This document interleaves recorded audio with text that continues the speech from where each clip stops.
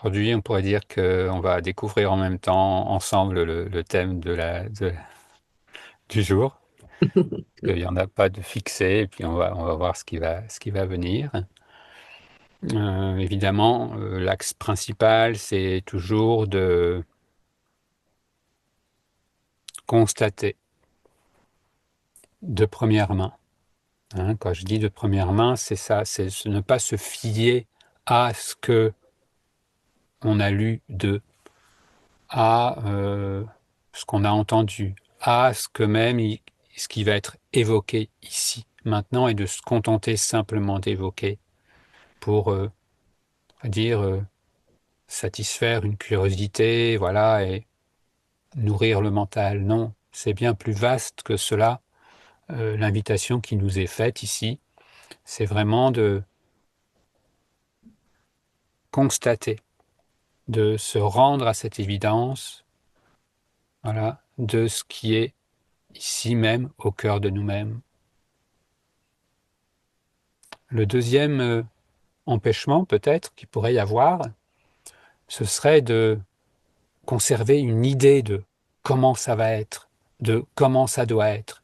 Soit parce que justement, là encore, j'ai entendu dire que c'est comme ci, c'est comme ça doit être de telle manière, ça doit se... Voilà, tel ressenti, telle image, tel... voilà. Et que, en fait, eh bien non. Ce qui vaut, ce qui a véritablement valeur, c'est ici même, toujours encore, de constater par soi-même et de faire confiance à comment ici, maintenant. Parce que ça peut aussi concerner celles et ceux d'entre nous qui ont, quand la priorité est donnée à cette présence, à cette disponibilité à soi, eh bien oui, voilà, un vécu, un ressenti, que ce soit sur le niveau des sensations, des perceptions, des émotions, des évocations, soit par une absence de pensée, soit par des pensées très intuitives, très, hein, comme on dit, des glimpses, des ouvertures, des compréhensions, mais ne rien attendre. À chaque fois, revenir à cette virginité de nous-mêmes. Et c'est cela vraiment, faire confiance dans ce nouveau, dans ce frais.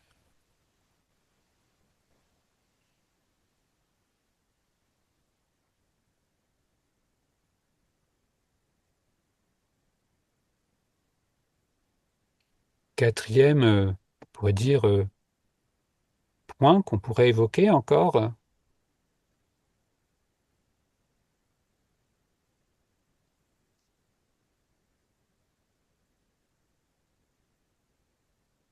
eh bien, ce serait de ne croire que tel ou tel ressenti, que tel ou tel bruit autour de nous, que telle ou telle pensée qui vont, qui viennent, que tel ou tel inconfort au niveau du corps pourrait nous empêcher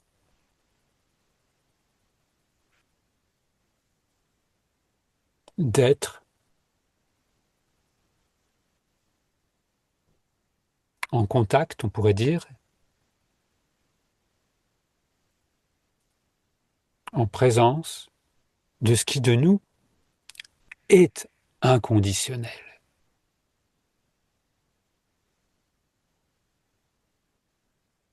Pas si je suis sage, pas si je suis bien spirituel, pas si je suis dans un ermitage, si je suis dans je ne sais pas quoi, une abbaye, une église, un temple. Non. Sortons de ce référentiel de conditions.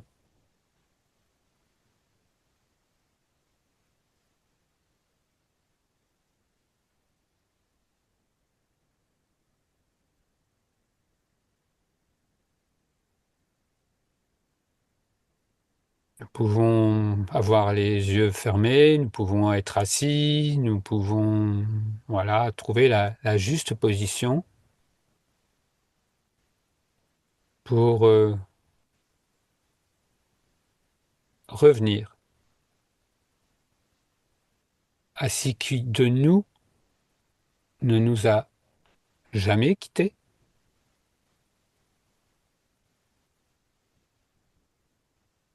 ne nous quittera jamais,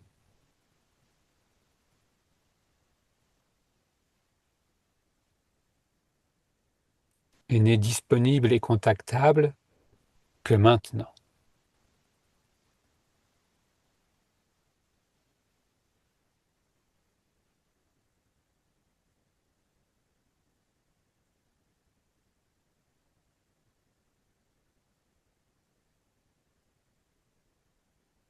Ce n'est pas quelque chose que l'on recherche, c'est simplement de revenir à ce ressenti, à ce fait d'être.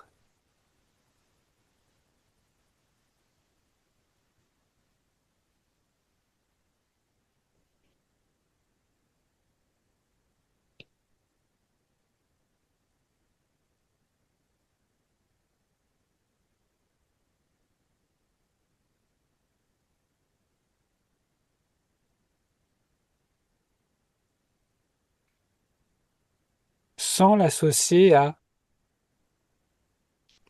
je suis un homme, je suis une femme, je m'appelle de tel ou tel prénom, j'ai telle ou telle profession, je ressens ce je suis limité dans un corps, associé à un corps, à certaines pensées. Laissez tout ça pour ne porter attention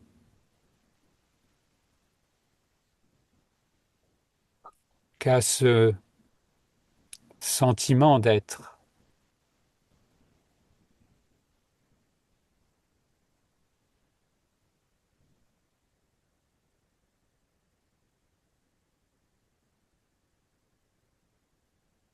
Ce que dans les enseignements traditionnels, on va exprimer par ce je suis.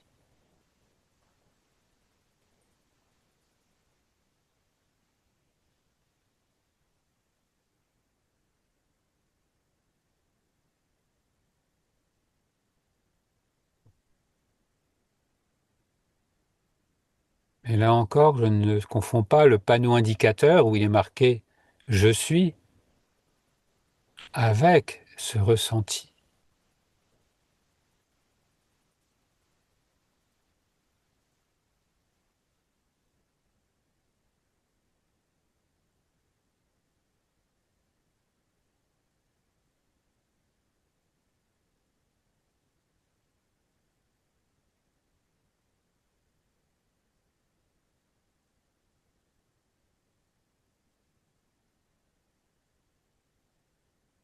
Une présence au souffle, à l'inspire et à l'expire peut être une aide, si nécessaire, pour ne pas se laisser emmener de gauche et de droite par toutes sortes de distractions.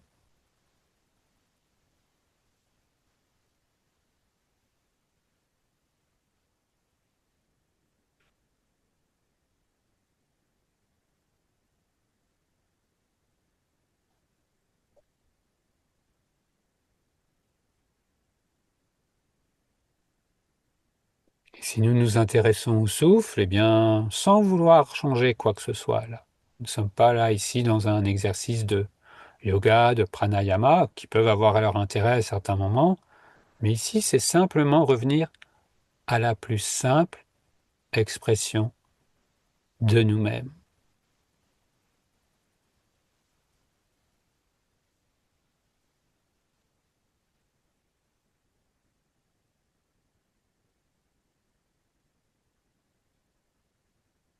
Ce qui est présence, conscience, aussi bien pour un inspire que pour un expire.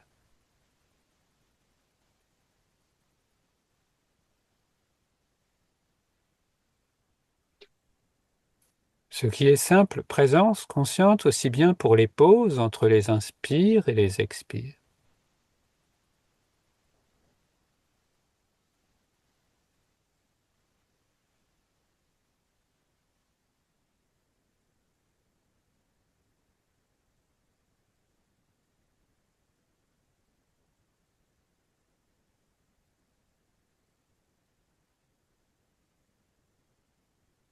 Parce que intemporel, pour accueillir le temporel, que symbolise ce mouvement de va-et-vient du souffle.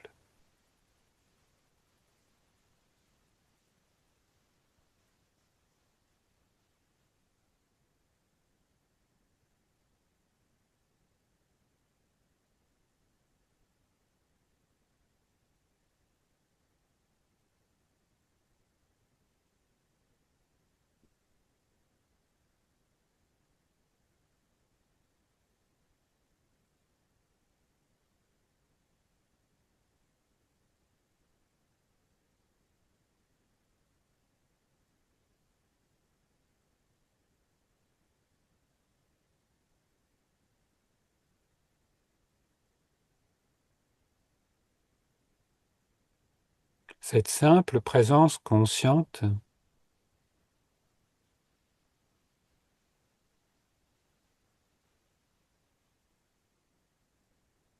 vécue là maintenant, pas décrite, vécue, ressentie,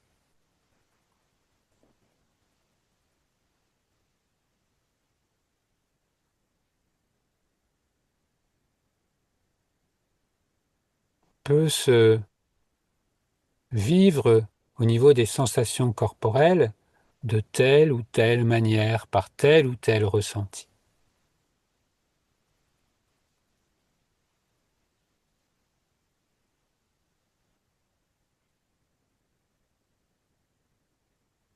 Mais là encore, ne pas confondre le ressenti avec cette présence consciente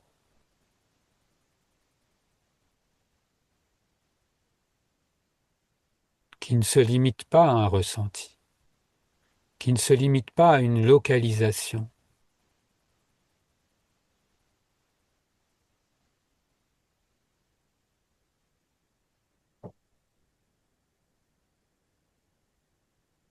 Qu'est-ce qui ici de moi donc est vraiment dans ce non localisé,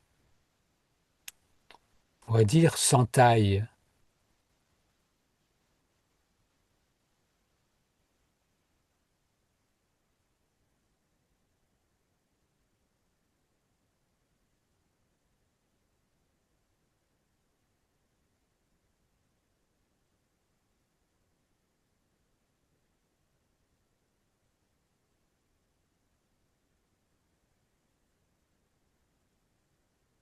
Qui n'est pas lié à une taille, qui n'est pas lié à une forme, qui n'est pas lié à un poids.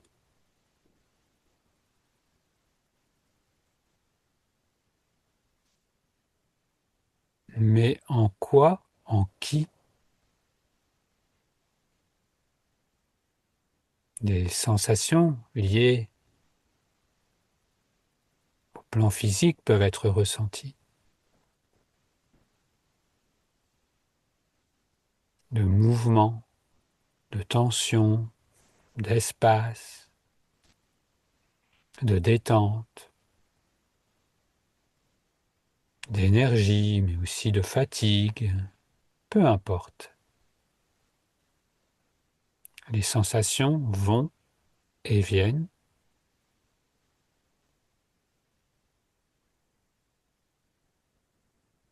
Ce que je suis en tant que cette présence consciente,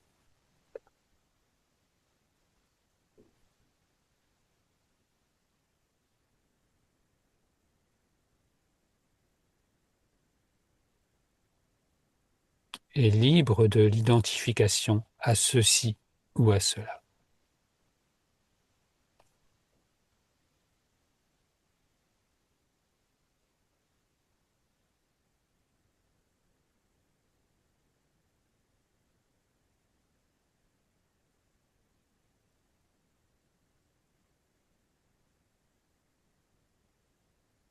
Et libre veut justement bien dire que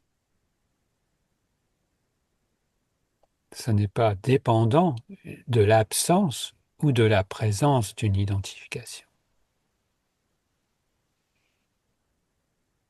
Ça n'est pas dépendant de l'absence ou de la présence d'une pensée.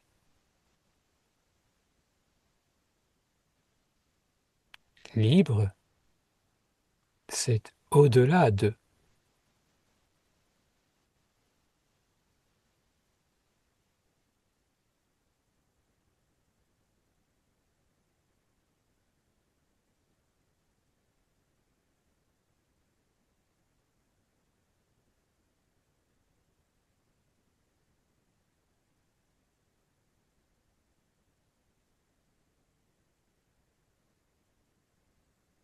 On pourrait donc dire qu'est-ce qui ici est naturellement libre.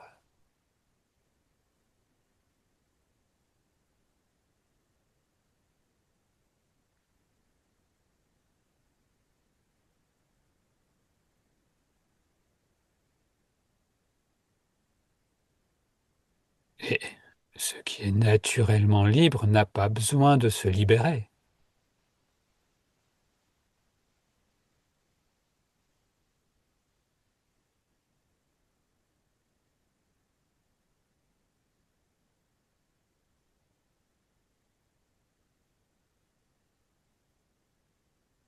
En revenant ici, cela nous permet de voir, de ressentir la dynamique de ce qui, justement, parfois, voudrait se libérer, ou voudrait que ceci ou cela ne soit pas là.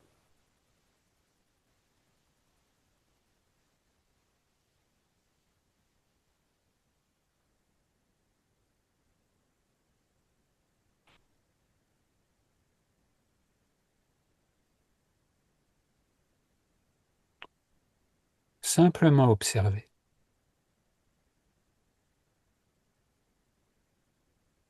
Juste mettre en lumière.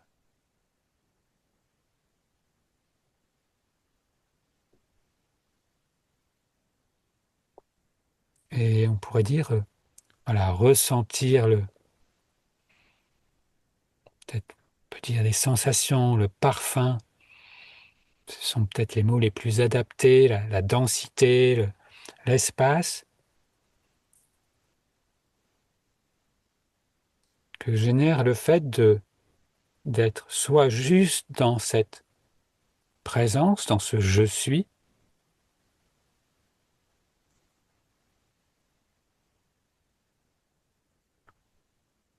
naturellement libre, ou bien dans la dynamique, on pourrait dire, de revêtir ce qui s'identifie à ceci, à cela, tout en voulant en être libre.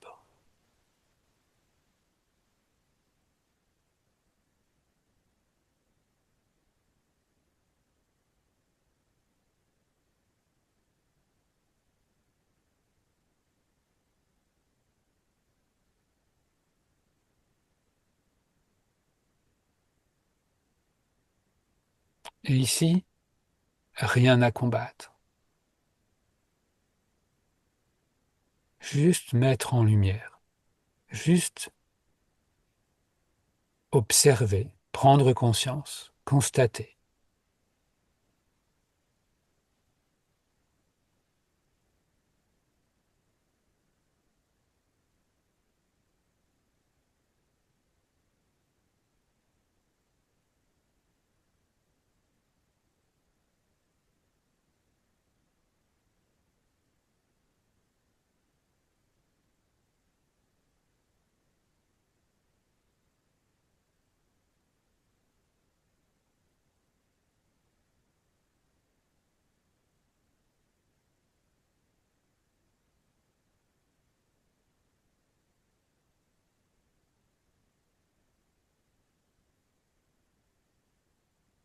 Et à chaque fois que nécessaire,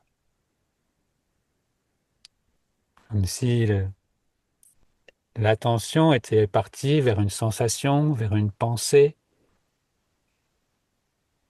et bien dans un mouvement très fluide, très simple, de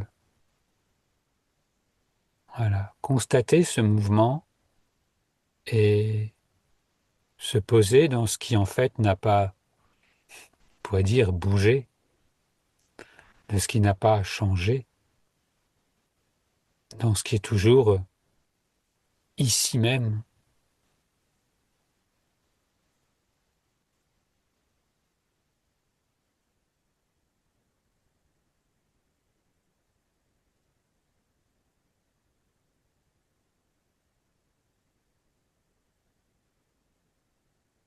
Cela n'a pas besoin de vouloir être conservé, préservé, c'est là naturellement. Et ça ne peut être saisi, ça ne peut être approprié par personne. C'est justement cette dimension de nous-mêmes qui n'est pas personnelle.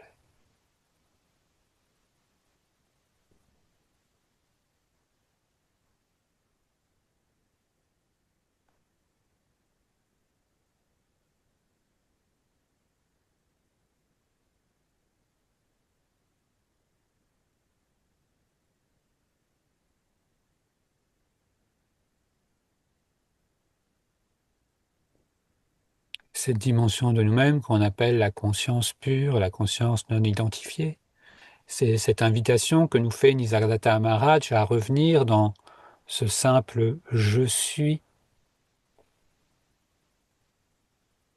justement à considérer comme une porte entre le personnel et l'impersonnel, entre le temporel et l'intemporel, entre le localisé et l'identifié à ce qui est spatial.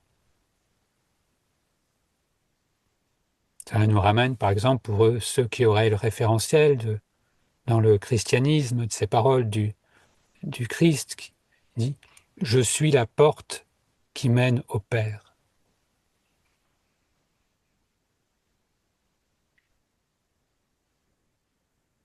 Là aussi, par cette simple présence, là qu'on appellerait conscience christique, mais cette conscience, donc, justement, non identifiée à quelqu'un, à quelque chose.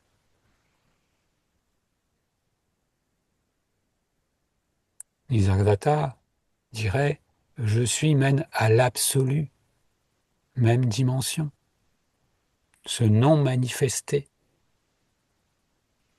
là où tout prend sa source.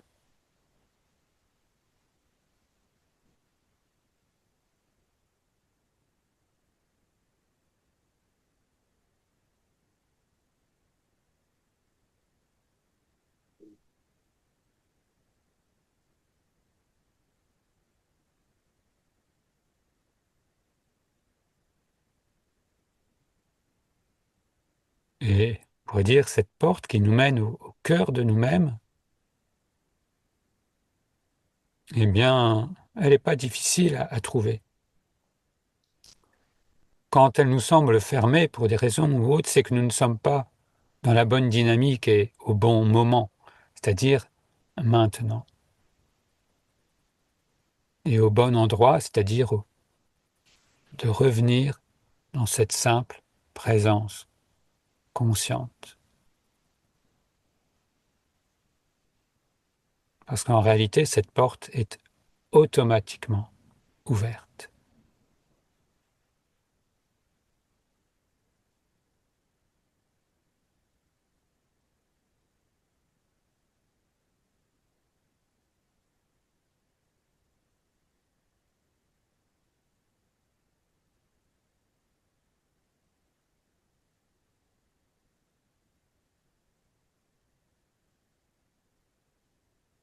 Libre de toute image, libre de toute représentation.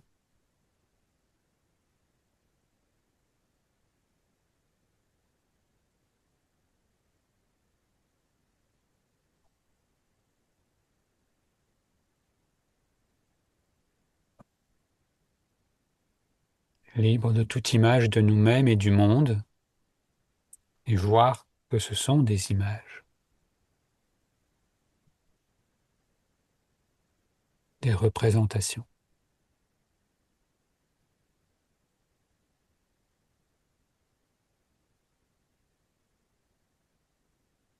Poser ce qui est sur ce sans-image de nous-mêmes, ce sans-âge de nous-mêmes.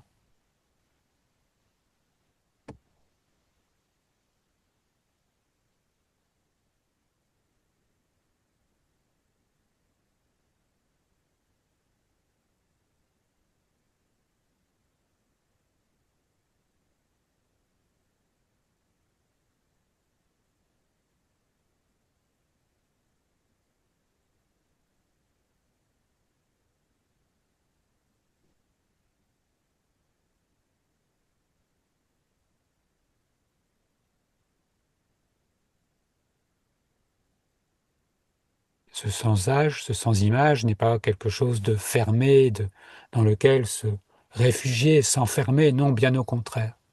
C'est un espace ouvert, disponible pour laisser jaillir, laisser émerger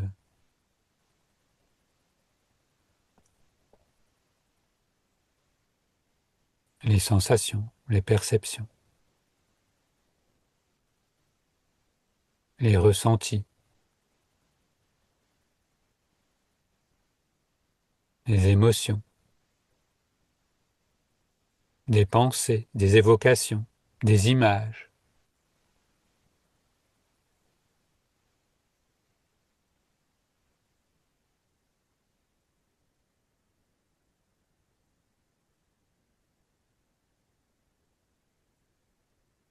Qui ne peuvent être vécues, ressenties que à une condition parce qu'elles sont conditionnelles. Et pas parce que je fais ceci ou cela, ou parce que voilà, je suis dans telle condition. Non, la seule véritable condition, c'est que je suis. C'est-à-dire cette présence consciente.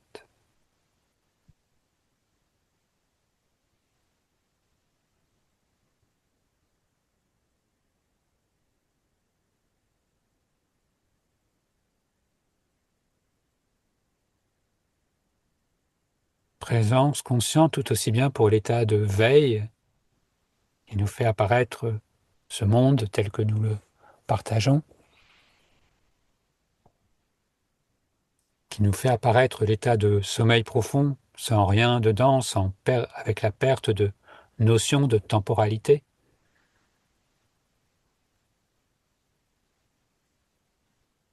de l'état de rêve qui laisse place encore à plus de pouvoir aux pensées, aux images.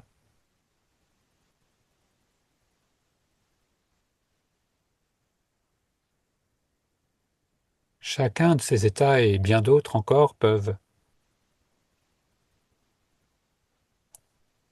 prendre place que parce que je suis en tant que cette présence consciente.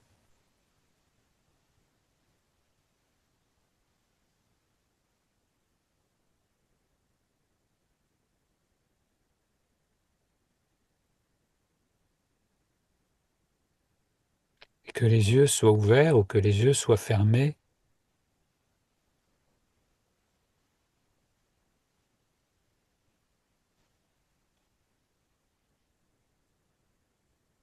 présence consciente.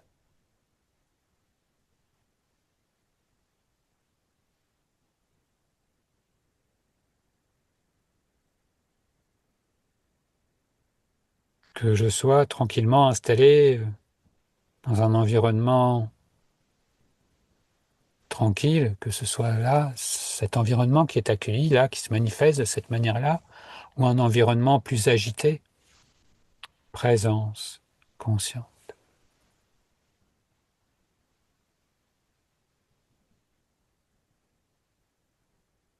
la seule clé, on pourrait dire, qui nous ouvre la porte de chez nous. Maintenant, sans condition.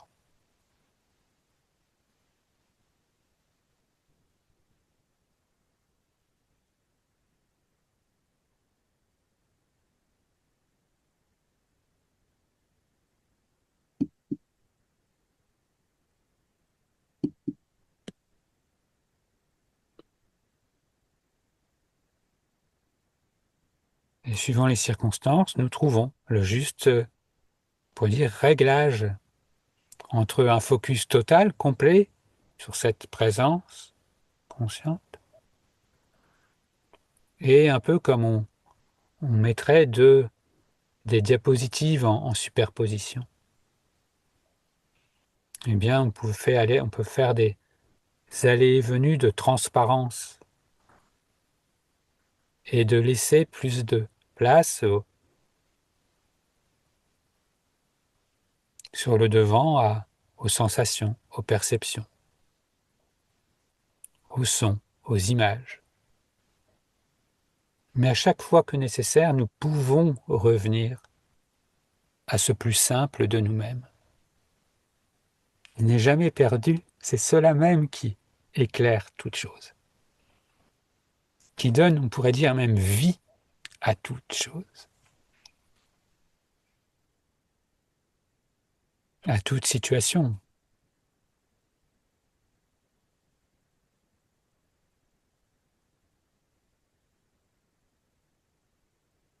Et même quand nous revenons à une dimension plus identifiée, eh bien on peut dire, c'est cela qui nous anime, qui nous agit, qui nous manifeste.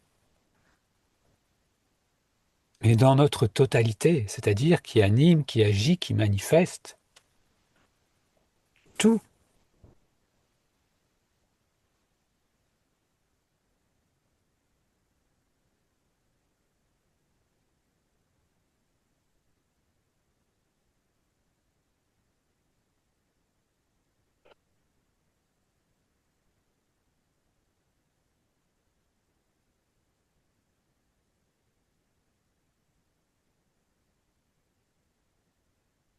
Alors oui, des formes viennent, ont une durée au niveau temporel plus ou moins longue, mais ce qui anime, ce qui agit, ce qui manifeste, rappelons-nous toujours, est de cette dimension intemporelle,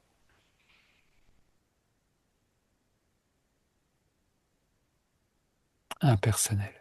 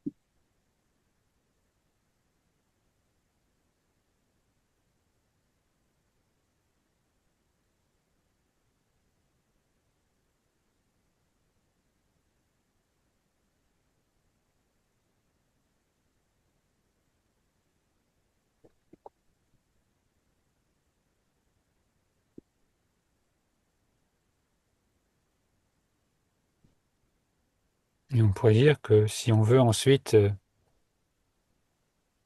à l'état de veille, eh bien de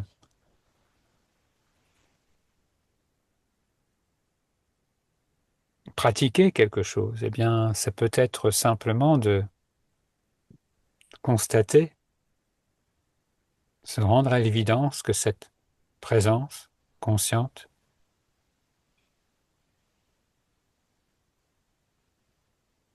est.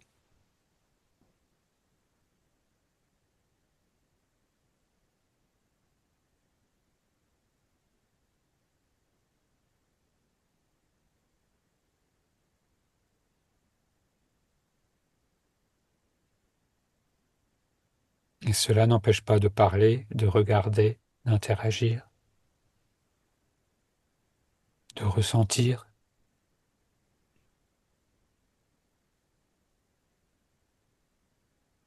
puisque c'est la source nécessaire à cela.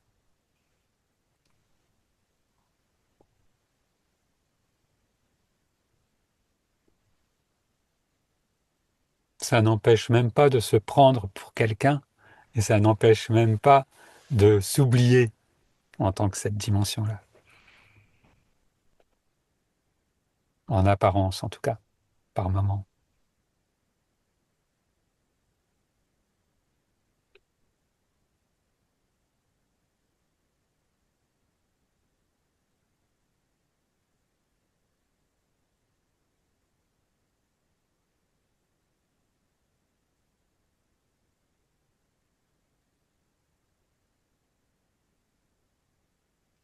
S'il y a une question en rapport avec ce ressenti, en rapport avec ce vécu, on va essayer de rester là, voilà, de pas tout de suite se laisser trop hypnotiser. C'est une sorte on peut dire, d'état de veille conscient. Rappelons-nous, euh, Ramana Maharshi et Nisargadatta le reprenaient aussi. L'état de veille, c'est comme un état de rêve conscient. L'état de veille, c'est, on dit dans le langage courant, quand on est identifié dans l'état de veille, on dit, ah oui, là, je suis éveillé, je suis réveillé. Et quand je dors, voilà, c'est autre chose. Mais en fait, non. Par rapport à la conscience, vraiment, l'état de veille est une sorte d'endormissement.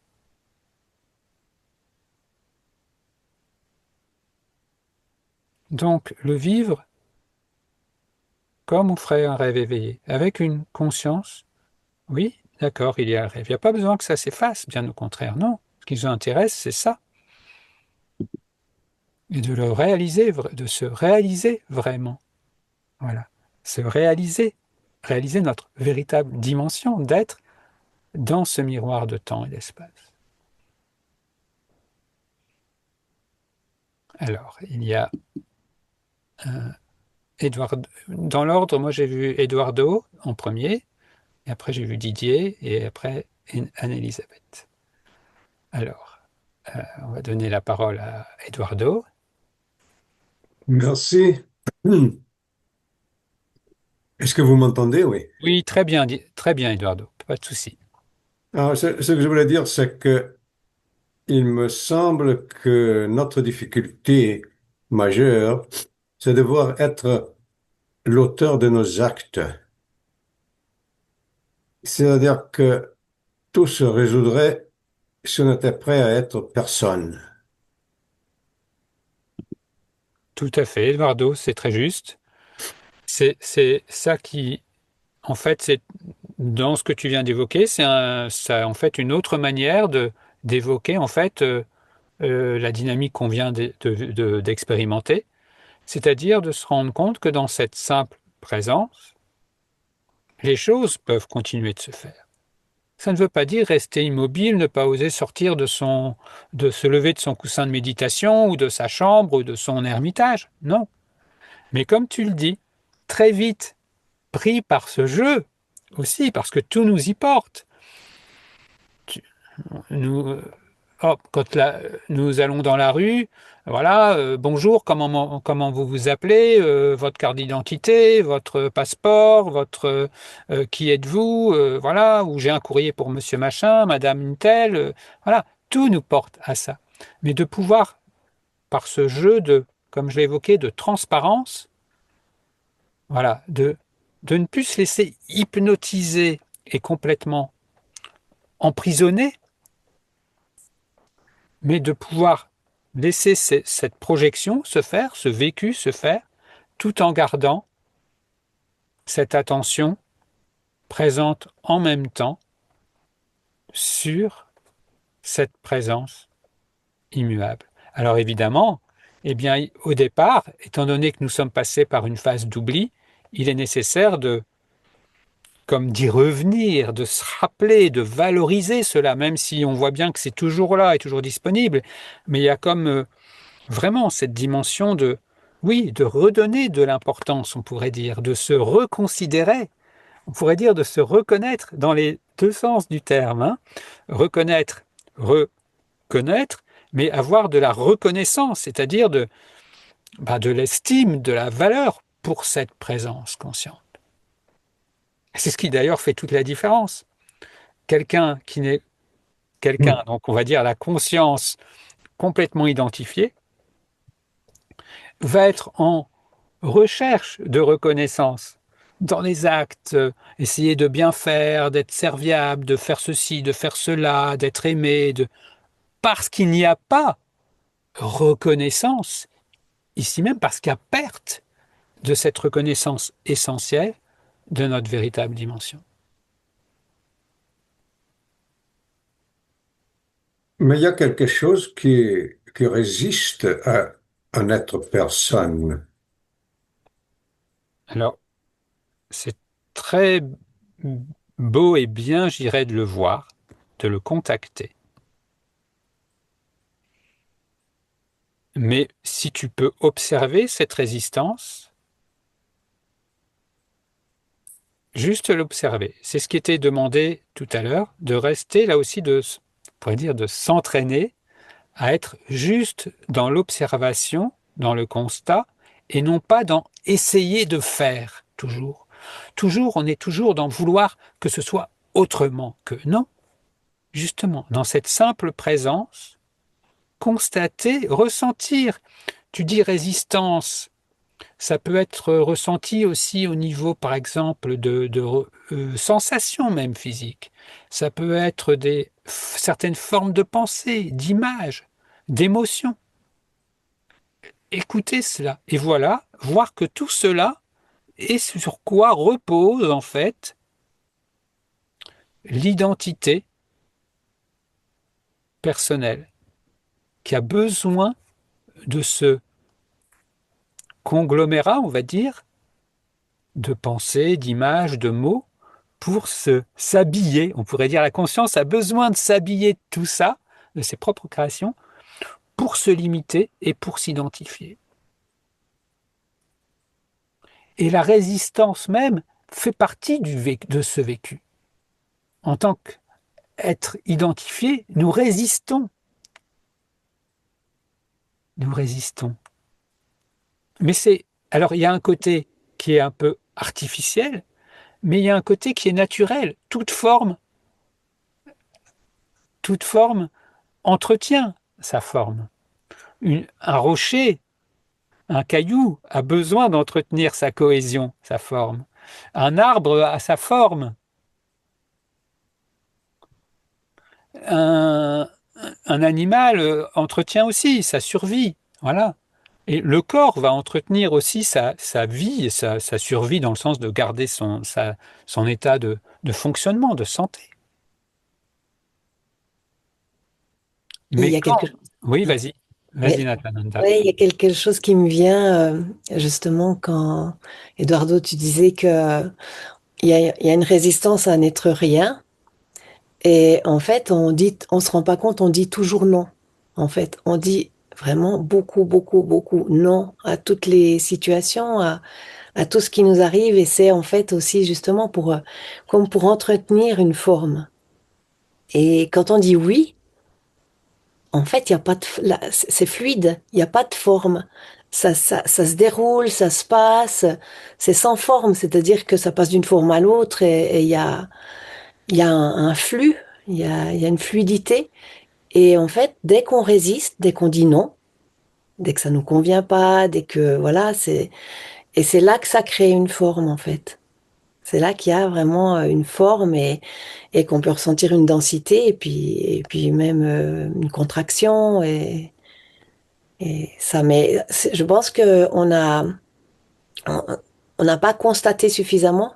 Puis ça, c'est vraiment quelque chose qu'on peut faire tout le temps, de constater à quel point on dit non. On s'en rend pas compte. Et même, pour continuer dans ce sens que tu évoques là, c'est-à-dire dire oui à cette résistance que tu évoquais, Eduardo. C'est-à-dire, oui, je constate, oui, il y a, il y a. Oui. C'est magique, Mm. il y a, plutôt que de combattre. Le combat donne du pouvoir, donne de l'énergie. Tout ce que nous combattons, nous lui donnons de l'énergie. Et nous en perdons d'autant plus que, si on peut dire, nous passons de la totalité à une séparation. Donc, toute cette énergie qui est donnée à ce que nous combattons, en quelque sorte, c'est toute une énergie que nous perdons, entre guillemets, même si c'est un tout toujours, bien évidemment. Mais très belle observation, Eduardo, mais juste rester dans... Voilà. Et parce que pour pouvoir être dans cette observation, cela oblige à revenir ici même. Donc en fait, ça n'est plus l'occasion de se perdre et de perdre de l'énergie et de notre pouvoir, mais au contraire, de revenir. De Il revenir ne en faut quelque pas résister à la résistance. sorte. Voilà, voilà, Mhm. Non. voilà, tout à fait. Merci. Merci Eduardo.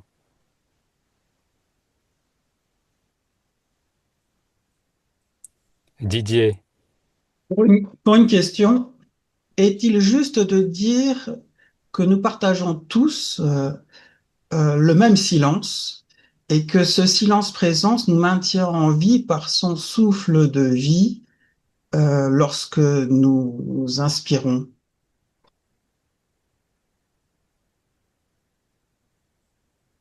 oui, ça peut tout à fait se dire comme ça. Mhm. Ce silence est donc bien ce que nous avons en commun, Mm. chacun. Tout à fait. On pourrait dire que le, euh, on pourrait dire que c'est même au-delà du silence, si on peut dire. Ça ne se définit pas que par le silence. Mais ce silence, c'est un des premiers, on pourrait dire, parfums de cela.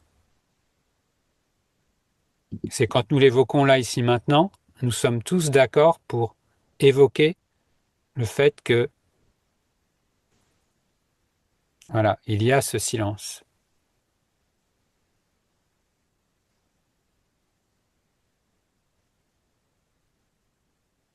Et il y a Merci. silence pour les sons, il y a silence pour les pensées. On pourrait l'appeler presque aussi même silence pour des images ou silence pour des sensations, des perceptions. Tout vient du silence, il est toujours là en arrière-fond à chaque instant. Voilà. Différence, là aussi encore, avec, je me souviens, j'ai peut-être déjà dit, mais des premières fois où j'ai essayé, j'avais découvert que déjà que la méditation, ça existait, parce que bah, je ne savais pas que ça existait. Et puis alors, quand je rentrais chez moi le soir, je m'asseyais, j'essayais de méditer, et puis bah oui, il y avait toujours le chien du voisin qui arrêtait pas d'aboyer, les voitures qui passaient, machin, ceci, cela, le téléphone qui sonne, et qui semblait impossible de contacter un silence et d'essayer de le faire durer en quelque sorte. Voilà. Parce que c'est ça toute la différence entre un silence qu'on considère comme quelque chose, hein, qui va s'opposer à tout ce qui peut le briser, on dit d'ailleurs, hein, on dit briser le silence, ou voilà, hein, voilà. Et ce silence-là que tu évoques, Didier, et que nous évoquons, et qui est une invitation à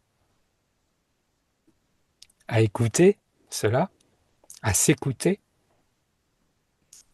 et qui, voilà, qu'on soit en train de parler, qu'il y ait du bruit, qu'il y ait des images, qu'il y ait je ne sais quoi d'autre, que les bruits soient intérieurs ou extérieurs, ou voilà, comme on peut les classifier, agréables ou désagréables, ce silence demeure. À chacun de s'évertuer à habiter ce silence. Mm. Oui, je dirais effectivement aller le découvrir parce que il y a des idées reçues. Je ferais le parallèle aussi avec le vide et le plein parce que on peut avoir peur du néant, du vide, mais en fait, ça n'existe pas. Si on va vraiment regarder, il y a toujours quelque chose. C'est un vide plein, plein de. Ça change tout le temps, mais c'est plein. Le silence, c'est pareil. C'est quoi le silence en fait? C'est tout. C'est tous les bruits aussi. C'est pas. On a un peu une image du silence comme une absence de bruit, comme le contraire du bruit. Mais c'est pas du tout ça. Et c'est vrai que ça demande d'aller explorer, oui.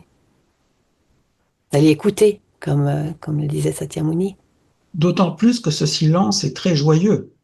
Oui, absolument, vraiment. Et vraiment plein. Et vraiment plein. Mm. Oui, ça, c'est pas ce silence, des fois dans des conversations autour d'une table ou autre, où ce silence un peu qui peut provoquer une gêne, et où tout de suite il faut que quelqu'un parle ou autre pour, comme on dit, meubler le silence. Effectivement, ça n'a rien à voir avec ça. Mais comme on a ces référentiels-là, effectivement, cela peut faire peur. Cela peut faire penser à quelque chose de désagréable.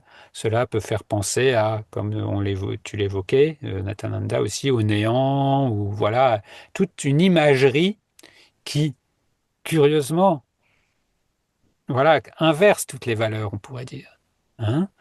Par le fait même de nous identifier, de nous limiter à un personnage, à nous vivre, à nous expérimenter à travers cela, tout ce qui est de l'ordre des vraiment de, ouais, j'aime bien ce mot de ces parfums premiers de notre indicible, eh bien, font peur, font peur. Nous sommes tellement oubliés qu'en fait, la plus grande chose qui nous fait peur, eh bien, c'est nous-mêmes. Mais c'est le personnage qui a peur. Voilà, tout à fait, tout à fait, Il tout faut, à faut fait. le mettre de côté. Oui, oui, il faut mettre de côté cette dynamique-là, voilà, pour pouvoir, pour ensuite voir que une fois que nous serons reconnus, voilà, qu'est-ce qui pourrait faire peur? Qu'est-ce qui serait autre que ce mouvement de nous-mêmes au sein de nous-mêmes? Et moi, je dirais, le mettre de côté, en fait, c'est pas possible, quelque part. C'est vraiment ce qui nous gêne. C'était le bon exemple de, par exemple, dans une situation où, de rester en silence plutôt que de répondre, par exemple. Et si on est en silence, qu'est-ce qui reste? C'est nous-mêmes, ça va être nos pensées, ça va être de découvrir ce qu'il y a vraiment là qui est présent, notre radio. Et c'est pourquoi c'est pas si facile d'être en silence, hein, vraiment, véritablement. Parce que ce silence, il est toujours habité, en fait. Il est toujours habité. Et c'est surtout, mais par quoi il est habité? Et essayer de le mettre de côté, le personnage, il va revenir, en fait, parce qu'il a besoin d'être écouté. Moi, je pense que on disait le silence. Écouter le silence, mais c'est aussi écouter les bruits dans le silence et les accueillir, voilà, comme on accueillerait un enfant qui veut nous dire quelque chose, quel que soit ce qu'il va nous dire, en fait. Le mettre de côté, c'est dans le sens le garder silencieux. Ne pas forcément lui donner les commandes pleines et entières, mais l'écouter quand même aussi, parce que tant que nous ne voulons pas écouter cela, nous lui donnons là aussi un pouvoir euh, qui empêche en fait de... Voilà. Parce que si nous n'écoutons pas, ça fait un peu comme une sorte de bouchon. Il y a une différence entre écouter et dire oui à. C'est juste écouter. C'est-à-dire écouter quelles sont ces images, quels sont ces mots, quels sont ces conditionnements, quelles sont ces émotions pas écoutées justement, ou ce ressenti, ces sensations physiques qui servent de voilà d'habillage à la conscience pour s'identifier. Si on ne les regarde pas, on ne va pas rendre disponibles ces différents outils-là, c'est-à-dire, voilà, comme on les avait évoqués précédemment, hein, les kochas, ce qu'on appelle les kochas, ils vont pas être disponibles. Ils vont pas être disponibles, pourquoi? Pour exprimer véritablement ce à quoi ils peuvent vraiment là trouver leur vraie dimension, c'est-à-dire d'exprimer cette présence consciente, mais d'une manière harmonieuse, fluide. Mm. Alors bien évidemment, voilà, là on parle d'une manière générale, mais il y a des moments pour tout. Il y a des moments où on peut valoriser plus spécialement cette présence silencieuse uniquement, effectivement. Mais quand vient le moment d'interagir ou d'être dans cet état de veille, plus particulièrement qui vient au premier plan, là, écouter ne veut pas dire s'identifier, mais écouter est tout à fait adéquat aussi pour voir qu'est-ce qui, comment ça se manifeste, se voilà, comment se créent ces tensions. Nisargadatta le dit souvent dans ses enseignements. Et son maître Siddharameshvar le disait aussi, peut-être encore plus. On ne peut quitter, c'est-à-dire se désidentifier, vraiment être libre de quelque chose que l'on connaît. Mm.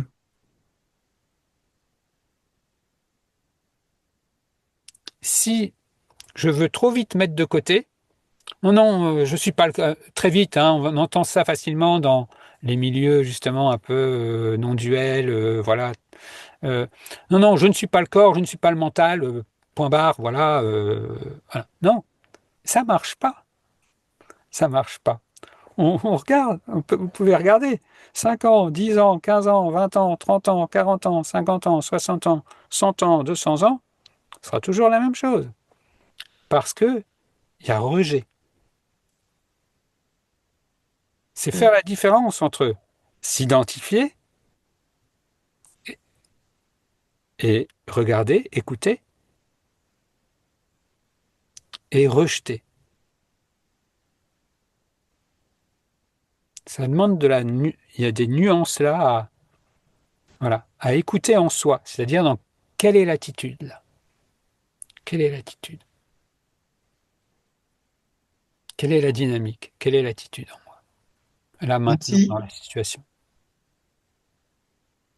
Mm. Mm. Merci Didier, merci pour ton intervention. Et puis on va finir par Anne-Elisabeth. Bon, merci à tous. Bon, alors toujours un peu dans le même échange, enfin dans la même question. Oui.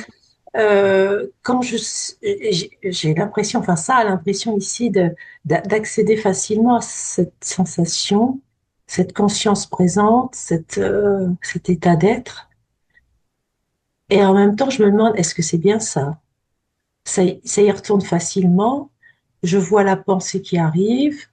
Doucement, je la regarde, elle s'en va comme un nuage et je repars dans cet espace. Enfin, espace, je ne sais pas, dans ce je sais pas. Mhm. Et, et est-ce que c'est vraiment ça? Ou est-ce que c'est à l'aube de ça? Voilà, parce que j'ai l'impression que c'est de plus en plus facile. Je sens bien un état d'être qui est en arrière-plan quand je suis là, je vous parle, là, je sens cet arrière-plan qui est là, qui est tout doux, qui est tout calme, et je parle. Voilà. Alors, est-ce que c'est bien ça c'est bien ça dont on parle? L'invitation pointe vraiment vers cela, tout à fait.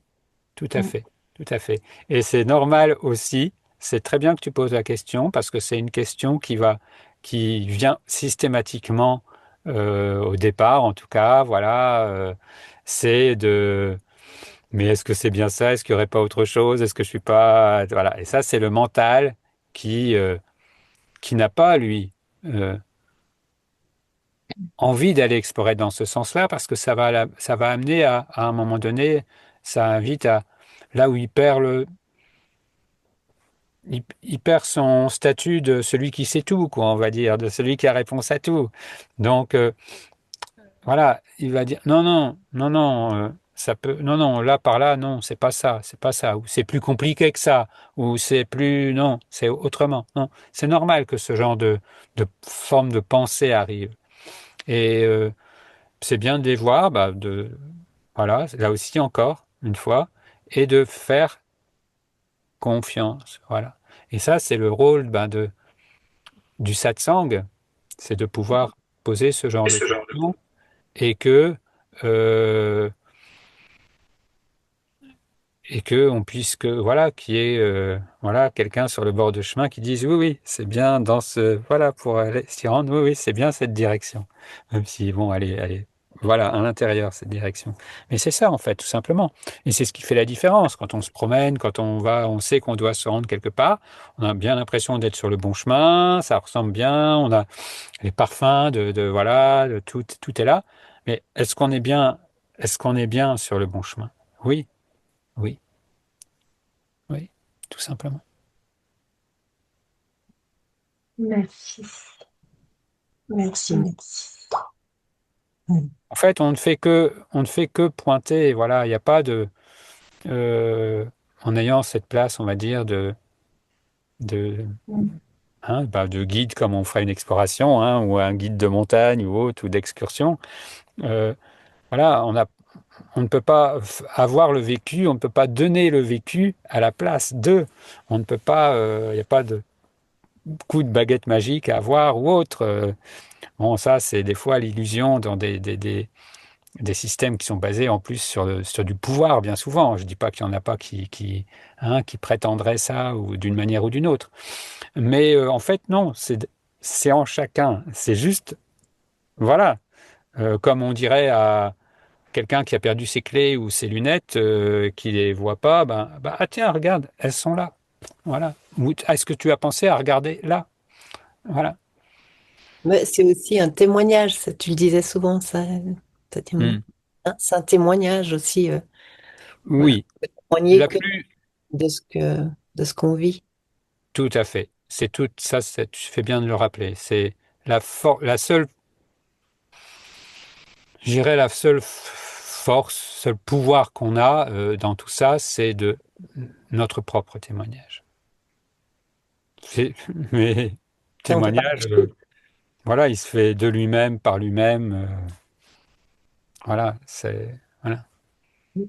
Comme quand on ouvre une bouteille de parfum, on va pas dire à la bouteille de parfum qu'elle doit faire des efforts pour sentir, pour dégager une odeur.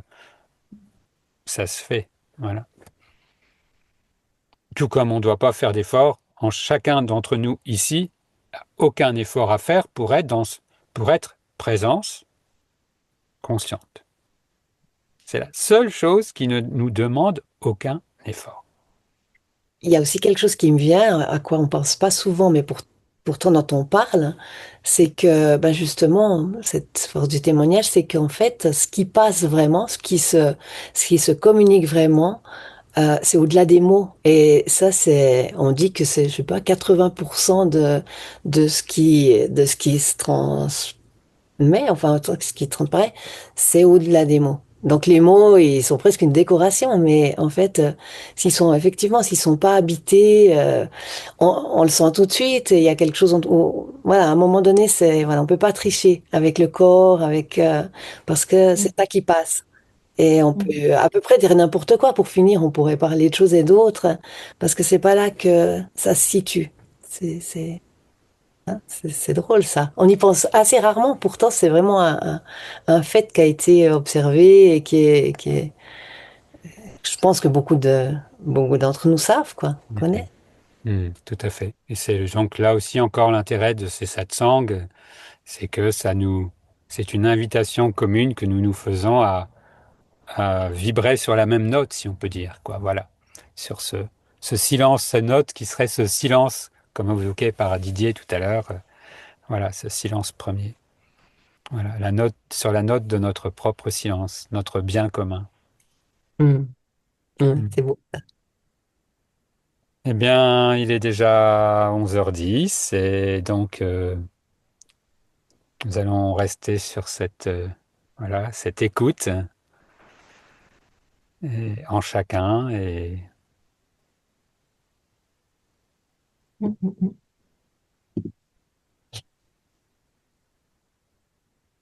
nous rappeler à nous-mêmes, nous reconnaître, nous reconnaître, nous reconnaître. Ouais. Merci à chacun, chacune. C'est vraiment, Merci. Merci à tous. voilà, c'est vraiment ce que Et nous pouvons nous offrir de plus beau les uns les autres. Voilà, sans vouloir l'offrir, mais naturellement. Voilà, c'est de revenir à cette présence en conscience. Et c'est ce que nous faisons, tout simplement. Bien à vous tous. Merci, ouais. Charline. Merci. Merci à tous.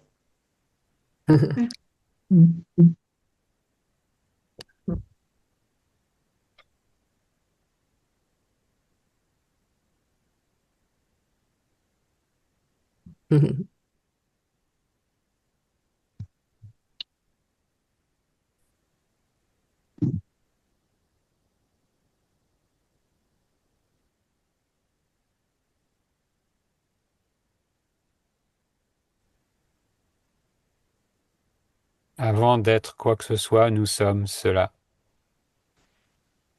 Avant qu'il y ait quoi que ce soit, nous sommes cela. Éternellement. Toujours maintenant.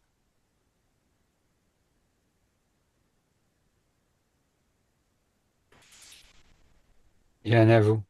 Satnam. Merci. Merci.